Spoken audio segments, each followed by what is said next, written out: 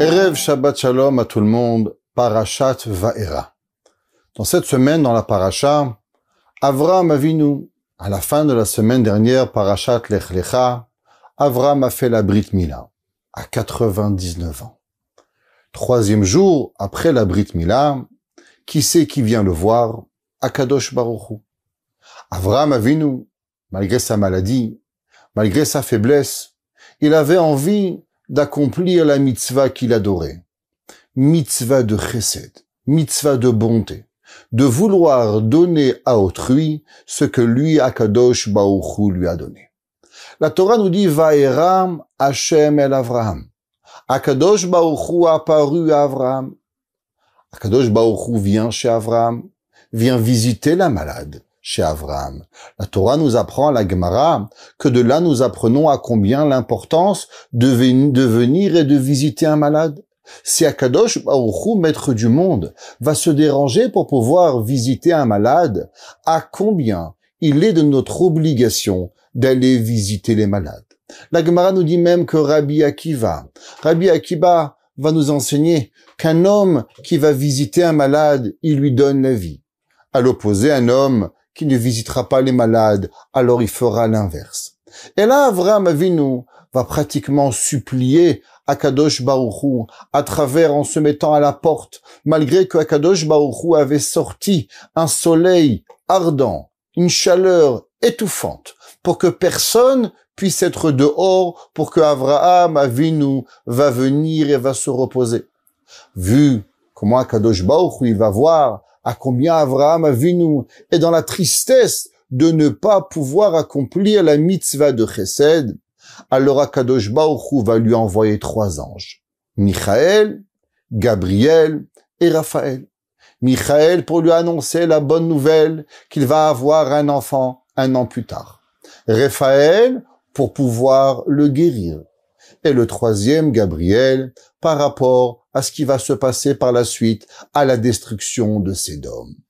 Nous savons tous que malgré qu'il y a des anges, Michaël, l'ange annonciateur de bonnes nouvelles, Raphaël, l'annonciateur de la guérison. Mais tout cela, ce sont seulement des midotes d'Akadosh Baruch Hu. Akadosh Baruch Hu lui-même, il est capable d'annoncer les bonnes nouvelles. Akadosh Baruch Hu lui-même est capable de guérir.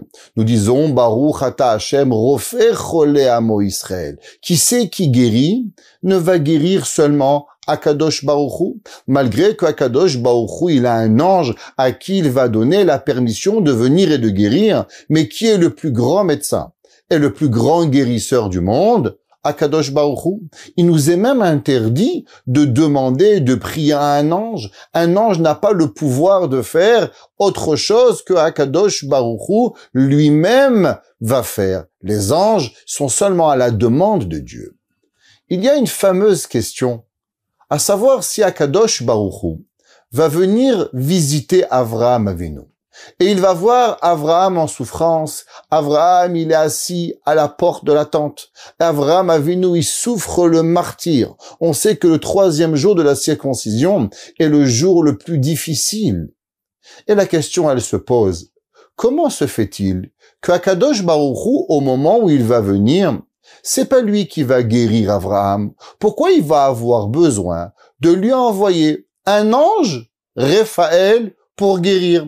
Akadosh Baruch Hu, tu es déjà venu voir Avraham Avinu et tu vois Avraham souffrir. Pourquoi Akadosh Baruch Hu va attendre encore quelques secondes, quelques minutes, quelques moments, jusqu'au moment où il va envoyer l'ange Raphaël pour pouvoir guérir Avraham? Akadosh Baruch Hu, tu es là, tu es le maître du monde, tu es le plus grand des médecins. Quelle est la raison pourquoi tu n'as pas guéri Avraham instantanément? De plus, nous savons qu'il y a une question. Pourquoi Akadosh Baruch Hu a envoyé 3 anges? Il va envoyer un ange pour pouvoir annoncer les nouvelles, un ange pour guérir, et un ange pour pouvoir détruire Sédom. Et Chachamim se pose la question, pourquoi avoir 3 anges? Pourquoi pas avoir seulement un ange? Que cet ange pourra faire ces 3 actions. Annoncer à Avraham, guérir Avraham et détruire Sédom. Tout le monde connaît la réponse que Rashi nous dit, à savoir que un ange ne fait pas 2 actions. Qu'est-ce que ça veut dire qu'un ange ne peut pas faire deux actions? Est-ce que Akadosh Baruch Hu, il est limité? Est-ce que Akadosh Baruch Hu a une certaine limitation de création? Hachem, il est capable de créer un ange qui va annoncer la nouvelle, qui va guérir Abraham et qui va détruire Sodome. Alors, c'est quoi la raison pourquoi Akadosh Baruch Hu, il a besoin d'envoyer 3 malachim? À chaque fois qu'Akadosh Baruch Hu, il envoie un ange sur terre, c'est un miracle et nous savons qu'il est interdit et que Akadosh Baruch Hu ne fait pas de miracle pour rien. Chaque fois que Akadosh Baruch Hu va changer une nature, ou Akadosh Baruch Hu va intervenir, il va intervenir de façon bien limitée, de faire exactement ce qu'il doit faire et ce qu'il a l'envie de faire, sans faire quelque chose qui n'est pas besoin d'être fait. Alors pourquoi Akadosh Baruch Hu n'a pas créé un ange à triple action? Pourquoi nous avons seulement un ange à action unique? Il y avait un Rav, un grand Rosh Yeshiva qui s'appelait Rav Shmuel Berenboim. Il était le Rosh Yeshiva de la Yeshiva de Mir en Amérique. Tout le monde connaît la fameuse Yeshiva Mir en Eretz Israël. Mais il y a aussi une grande Yeshiva qui s'appelle Mir, qui est dans la Yeshiva de New York. Et il y avait ce Rosh Yeshiva, il s'appelait Rav Shmuel Berenboim, qui s'appelait Kitra Shel Torah, la couronne de la Torah. Dans son livre sur la paracha de Parashat Vayira, il explique la chose suivante que j'aimerais vous partager. Tout le monde a entendu parler de la yeshiva de Slabotka. À la yeshiva de Slabotka, nous travaillons sur un principe. Ça veut dire que l'homme, il est en difficulté avec le Yetzer Hara. Le Yetzer Hara vient chez l'homme et il essaye, par tous les moyens, de nous faire tomber dans nos difficultés, dans notre parole, dans ce que nous entendons, dans ce que nous voyons, dans ce que nous mangeons, dans la vie de tous les jours, notre comportement humain avec chacun. Et chacun de nous, nous avons et nous devons trouver des solutions comment affronter le Yetzer Hara. Alors en Lituanie, il y avait 2 grands mouvements, le mouvement de Slabotka et le mouvement de Novardok. Le mouvement de Slabotka était connu pour pouvoir trouver l'arme nécessaire à affronter le Yetzer Hara, ce qu'on appelait Gadlut Ha'adam, la grandeur de l'homme. Qu'est-ce que ça veut dire, la grandeur de l'homme? Ça veut dire qu'en vérité, si un homme, on irait chez un roi, on irait chez un prince, on dirait, monsieur le roi, monsieur le prince, avez-vous envie de devenir éboueur? Bien sûr, le roi va vous dire, mais comment, moi, le roi, vais-je devenir éboueur, malgré qu'être éboueur n'a rien de mal? Mais chacun, à travers son statut social, il y a certaines choses qu'il va faire ou certaines choses qu'il ne va pas faire. Prenons un exemple. Un jeune marié, il va se marier aujourd'hui et il est en costume et il est en cravate, prêt à aller au mariage et d'un coup, il y a quelque chose qui se passe à la maison où on a besoin d'avoir un tournevis, d'avoir un marteau, de se salir les mains. Est-ce que le jeune marié va prendre son tournevis, son marteau et commencer à repeindre? Il va dire, je suis désolé, aujourd'hui dans mon état, dans mon statut, le jour de mon mariage, je ne peux accomplir cette action. Amener un peintre, amener un plombier, amener un électricien, parce que c'est pas ce moment. Vu qu'aujourd'hui je me marie, alors j'ai un statut différent. Je suis quelqu'un qu'aujourd'hui je ne peux faire l'action qui m'est demandée. À Slabotka, on m'expliquait que si en vérité on veut s'éloigner du Yetzer Hara, à chaque fois il faut regarder qui je suis. L'homme, il est quelque chose d'extraordinaire. Il est la création la plus complexe que Akadosh Baruch Hu il a créée sur terre. Et quand le Yetzer Hara il vient chez l'homme, qu'est-ce que le Yetzer Hara il veut? Le Yetzer Hara il veut prendre notre âme et la traîner littéralement dans la boue. L'homme il doit réfléchir. Est-ce que moi, homme, la créature la plus perfectionnée que Akadosh Baruch Hu il a créée, est-ce que j'ai envie de me traîner dans la boue? Alors en réfléchissant à chaque fois qui nous sommes, nous avons été formatés, nous avons reçu la Torah, nous avons eu la confiance d'Akadosh Baruch Hu. Akadosh Baruch Hu s'occupe de nous. Alors, à travers ce principe de Gadlut Ha'adam, de la grandeur de l'homme, alors l'homme, il est capable de un peu dénigrer le Yetzer Hara. Et en disant Yetzer Hara, comment vais-je tomber dans la boue vu mon statut social de Ben Torah, de juif, d'homme et d'être humain? La question, elle est, comment se fait-il que souvent, nous perdons ce statut et nous oublions qui nous sommes. Le Rav Shmuel Berenboim nous explique, et c'est expliqué aussi dans Rav Aaron Kotler, qu'en vérité l'homme, très souvent, il oublie qui il est. Et comment l'homme, il oublie qui il est? À travers le regard de l'autre. Quand l'autre, il nous dénigre, alors nous perdons notre statut social.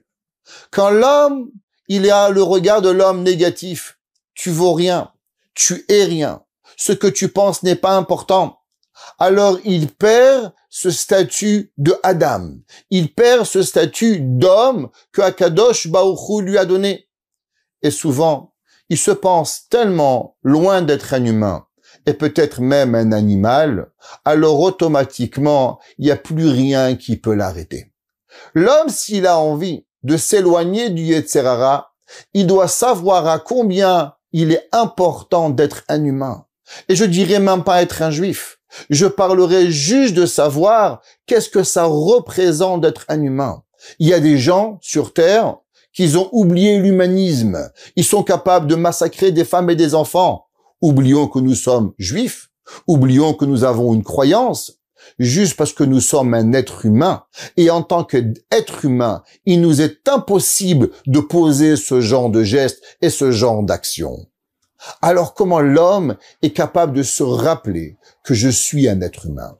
Dit le Rav Shmuel Berenboim, vous savez qu'est-ce que Akadosh Baruch Hu il est venu faire chez Avraham Avinu le jour que Avraham Avinu il était dans sa plus grande souffrance? Akadosh Baruch Hu aurait pu guérir Avraham. Mais si Akadosh Baruch Hu serait venu et guérir Avraham, alors Avraham Avinu n'aurait jamais eu l'importance de savoir que le maître du monde vient le voir juste pour te voir. Ça veut dire que dans la vie, il y a deux choses. Quand nous allons visiter un malade, il y a deux actions que nous faisons. D'abord, quand nous visitons un malade, alors on lui donne l'impression qu'il est important.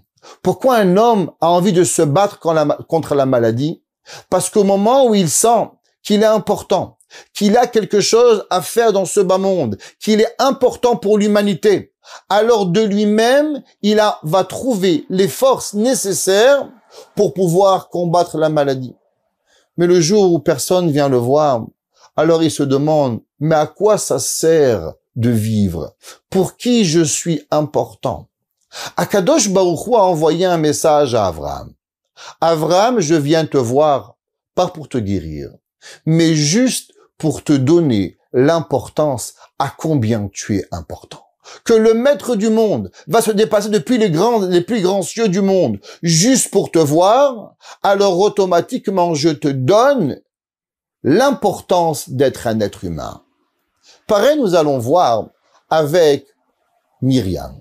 Myriam, au moment où sa maman Yocheved va prendre son petit bébé Moshe et va le mettre dans le Nil. Myriam, la Torah nous dit, elle va le prendre, et elle va se mettre loin, et elle va regarder, et elle va attendre. Chachamim nous disent combien de temps elle va attendre? 20 minutes. C'est pour ça que Am Israël va attendre sur Myriam, quand elle va dire la Shonara, 7 jours. Et là, il se pose une question. Pourquoi Myriam a attendu? Myriam avait que 3 ans de différence entre Moshe et Myriam. Pourquoi Myriam a attendu son petit frère au moment où il a été placé dans le Nil? Explique Rav Shmuel Berenboim. Vous savez pourquoi? Parce que l'importance d'un être humain, c'est qu'au moment où il est placé malheureusement dans le Nil, si on le laisse vaguer tout seul dans le Nil, on lui enlève le statut d'humain. Vous savez comment je le rends humain?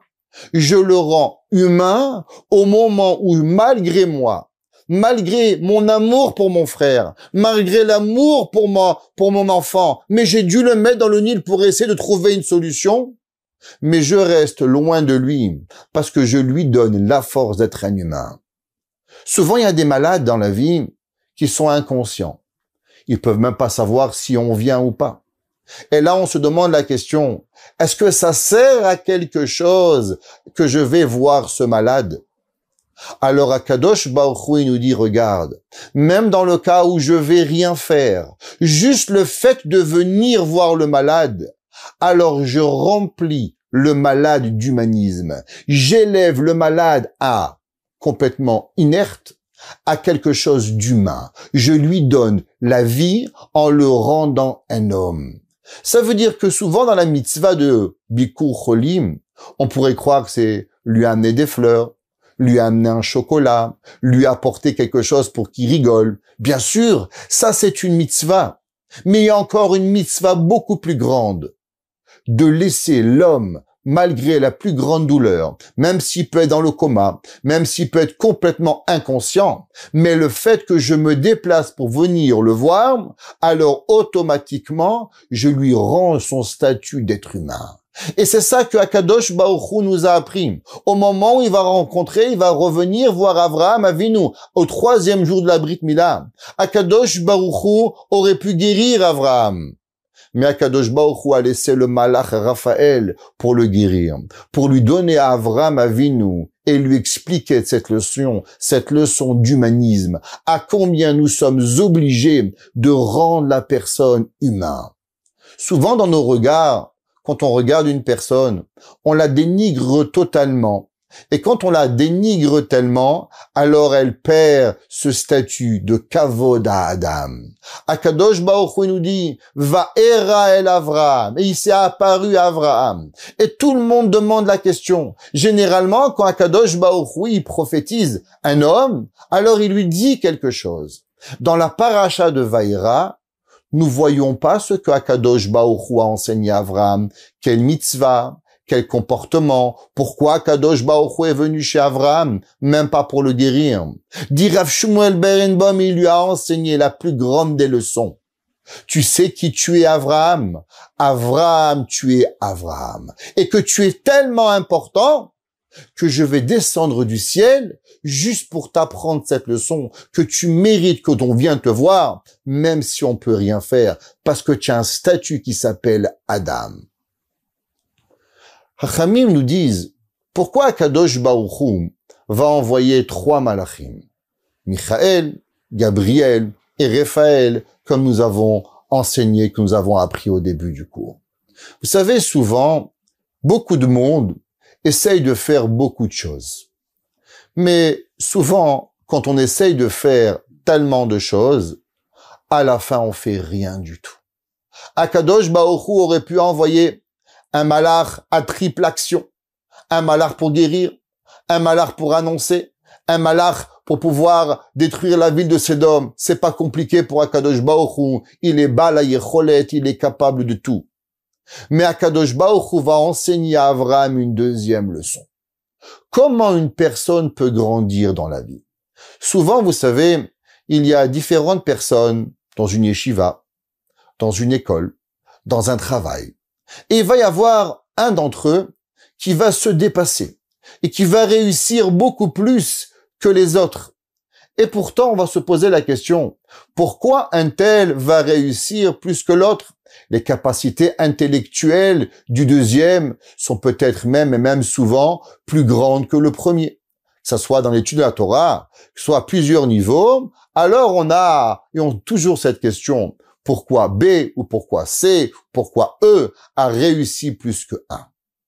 Et la réponse, elle est très simple. Vous savez, elle est vouée à quoi la réussite? La réussite, elle est vouée à combien, au moment où tu vas poser ton geste, ton action, tu étais concentré à ton action. Un homme qui est en train de prier, mais au même moment où il prie, il pense à ses vacances à Toronto, il pense à ses vacances à Miami, il pense à la guerre en Israël, il pense à 1 million d'autres choses. Eh ben, sa prière ne sera pas intense. Sa prière ne pourra pas arriver chez Akadosh Baruch Hu. Un homme qui travaille, mais qui a un souci chez lui à la maison, sa femme, ses enfants, son père, sa mère, il sera pas productif parce qu'il ne sera pas à 100% au moment où il va travailler. Il n'aura pas entièrement la concentration de faire ce qu'il doit faire. Un homme qui étudie la Torah, mais au moment où il étudie la Torah, alors il apprend. Il est en train de réfléchir, qu'est-ce que je dois faire? Faire un petit business à côté, vendre des chaussettes, vendre des casseroles, aller en vacances. Et il a toute autre chose et toute autre idée dans son cerveau au moment où il va étudier. la Torah nous dit que on n'est pas capable de pouvoir apprendre. Tout le monde connaît ce principe. La Gemara dit à qui on doit apprendre la Torah et de chez qui on doit apprendre la Torah. On doit apprendre la Torah chez un maître qui ressemble à un Malach Hashem, à un ange du ciel. Et la question, elle est, alors chez qui nous allons apprendre? Nous vivons après des millénaires, loin du Beth Amikdash, loin des prophètes. Où allons-nous trouver un rabbin qui ressemble à un Malach Hashem Tsevakot? Qu'est-ce que ça veut dire cette Gemara? Que la Gemara nous dit, nous devons apprendre la Torah d'un maître qui ressemble à un Malach Hashem Tsevakot, à un ange du ciel. Encore une fois, continue le Rav Shmuel Berenboim. Et il dit, est-ce que vous savez qu'est-ce que ça veut dire un maître et un Rav qui est comme un Malach Hashem Tsevakot? C'est un maître, c'est un Rav qui n'a qu'une seule envie et qui n'a qu'une seule volonté et qui n'est entièrement concentré à enseigner la Torah. Un Rav peut avoir de grandes connaissances, mais s'il est un petit peu businessman à côté, il est X et Y, Z, et il fait plein d'autres choses, alors malheureusement, ce Rav ne pourra pas arriver à comprendre la véracité de la Torah. Le Khatam Sofer était Rosh Yeshiva dans la ville de Preshbourg, et il était aussi Dayan dans la ville de Preshbourg. Le Khatam Sofer, le jour où il était au Beddin, il ne donnait pas shiur. Malgré qu'il avait tous les jours plusieurs cours dans sa yeshiva, le jour où il allait au Bet Din et il avait un din Torah où il devait juger entre deux personnes, alors ce jour-là, les élèves savaient qu'il ne pouvait donner shiur. Et un jour, les élèves lui ont demandé, Rabbi, pourquoi? Mais ta tête est un ordinateur de Torah, un puits de connaissances. Pourquoi tu ne peux donner shiur le jour où tu as eu un din Torah? Et le Khatam Sofer a répondu, parce que le jour où j'ai un din Torah, alors je pense encore à savoir ce que A a dit, ce que B a dit. Ma tête n'est pas entièrement concentrée à la chose qui est le cours de la Torah. Étudier, grandir, si on veut arriver, on doit être au moment où on fait et on doit faire seulement ce que l'on fait. J'aimerais terminer par vous raconter une histoire du Rabbi Rayatz et du Rabbi Rachab. Le Rabbi Rayatz était le beau-père du Rabbi Menachem Mendel de Lubavitch, ce dernier rabbi, et le Rabbi Rachab était son père. Durant la Première Guerre mondiale, le Rabbi Rachab et le Rabbi Rayatz ont dû quitter leur ville parce qu'ils étaient en danger. Et quelques heures avant le départ, qui était très houleux, nous savons combien de morts la Première Guerre mondiale a fait, et le Rabbi Rayatz rentre dans le bureau de son père, le Rabbi Rachab, et il le voit en plein d'études, comme si qu'il allait se passer rien. Et là, le Rabbi Rayatz se dit, papa, je comprends pas. Dans quelques heures, nous allons quitter nos familles, nous allons mettre notre vie en danger. Comment tu arrives à étudier? D'où trouves-tu cette force pour faire comme si de rien n'était? Et là, le Rabbi Rachab lui répond au Rabbi Rayatz, as-tu entendu parler du Rashba, Rabbeinu Shelomo ben Aderet, qui était un grand rave en Espagne au XIIIe siècle? Il dit, bien sûr. Est-ce que tu pourrais me dire tout ce qu'il a écrit? Combien de livres, combien d'explications? Et là, il lui pose une question, le Rabbi Rachab. T'es-tu déjà posé la question? Comment est-il possible qu'un homme a pu faire tellement dans sa vie? Il était médecin, rabbin communautaire, Rosh Yeshiva, écrire tellement de livres. Et le Rav lui dit, c'est une bonne question. Et le Rabbi Rachab lui dit, ben voilà le secret. Parce qu'au moment où le Rashba, il faisait quelque chose, il pensait jamais à rien d'autre. Ce qu'il faisait au moment où il était médecin, il était médecin. Au moment où il était Rosh Yeshiva, il était Rosh Yeshiva. Au moment où il travaillait, il travaillait. Au moment où il étudiait, il étudiait. Si au moment où on est encore à la maison, tu penses au voyage, alors au moment du voyage, tu penseras au repos et tu n'arriveras jamais à rien dans ta vie. L'homme, il doit savoir que la destruction du monde, et je dis bien du monde aujourd'hui, vous savez qu'est-ce que c'est? C'est qu'on n'est jamais à notre place. Au moment où on prie, on vérifie nos emails. Au moment où on travaille, alors on voit une vidéo. Au moment où on est avec notre femme, alors on veut travailler. Et on n'est toujours pas à la bonne place. On est du matin au soir en train d'essayer de rattraper le moment perdu parce qu'on est toujours en train de faire autre chose que j'aurais dû faire au moment où j'aurais dû faire. Comment est-il possible? Avez-vous déjà pensé à un homme qui ferait la Shmona Esrei avec un journal?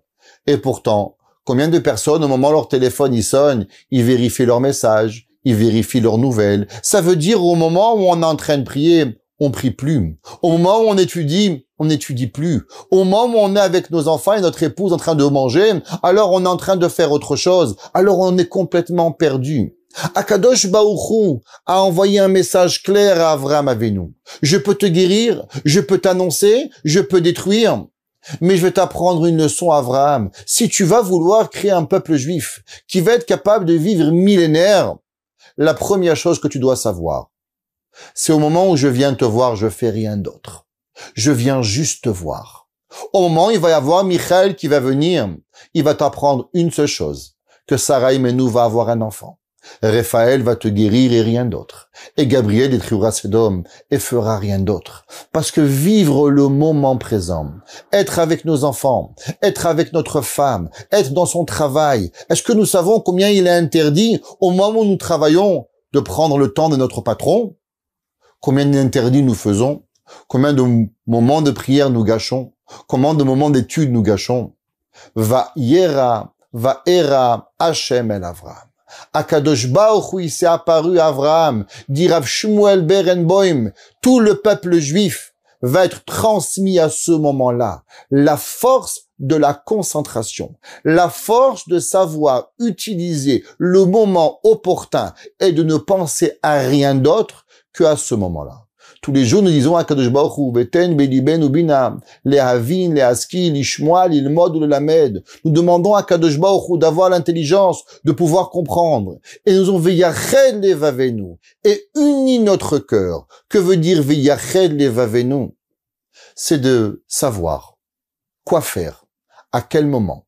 Et au moment où je fais cette chose-là, avoir la capacité intellectuelle, mentale et volontaire, je dirais même bien, de bien vouloir, rester concentré à ce que je fais.